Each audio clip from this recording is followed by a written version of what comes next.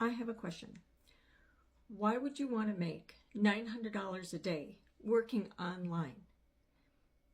What would you do with that money? I know for me, I want to retire debt-free. I have a house to pay off. I have some student loans to continue paying off. I want to help my kids. I want to travel to where my kids live and go places with them that they would like to travel to. If you are interested, if you are ready to change your life starting today, and maybe in 3 months, you could be making $30,000.